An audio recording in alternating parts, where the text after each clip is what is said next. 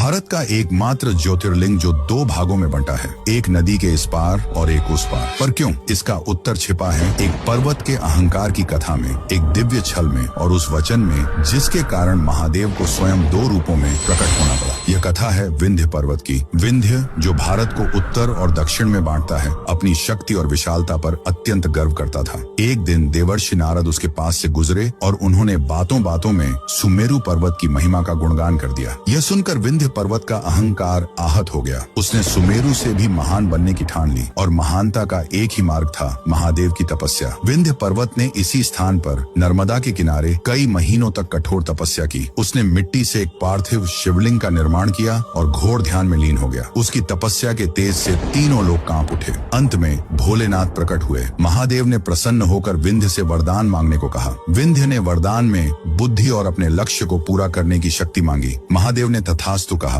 पर तभी वहां अन्य देवता और आर्षिगण प्रकट हो गए। उन्होंने महादेव से प्रार्थना की, हे प्रभु, यदि विंध्य और ऊंचा हो गया तो यह सूर्य और चंद्रमा का मार्ग रोक देगा, जिससे सृष्टि का संतुलन बिगड़ जाएगा। कृपा करके आप यही निवास करें। उनकी प्रार्थना सुनकर महादेव ने एक लीला रची। वे उस स्थान पर ज्योति रूप में स्थित होने के लिए मान गए। पर उसी क्षण जिस एक शिवलिंग की विंध्य पूजा कर रहा था, वह दो भागों में विभक्त हो गया। एक भाग जो मूल पार्थिव शिवलिंग था, वह मामलेश्वर कहलाया, और दूसरा जिसमें से स्वयं महादेव प्रणव या ओंकार के रूप में प्रकट हुए, वह ओंकारेश्वर कहलाया। आज भी नर्मदा नदी के दक्षिणी तट पर मामलेश्वर हैं और नदी के ओम आकार के द्वीप पर ओंकारेश्वर हैं। दोनों को मिलाकर ही एक ज्योतिर्लिंग की यात्रा पूरी होती है। यह इस बात का प्रतीक है कि भक्त की मिट्टी की श्रद्धा मामलेश्वर और ईश्वर का दिव्य प्राकट्य ओंकारेश्वर दोनों मिलकर ही पूर्ण होते हैं। उस ओंकार स्वरूप महादेव के सम्मान में जो अहंकार को भी भक्ति का मार्ग बना देते हैं, कमेंट्स में जय ओंकारेश्वर महादेव अवश्य लिखें।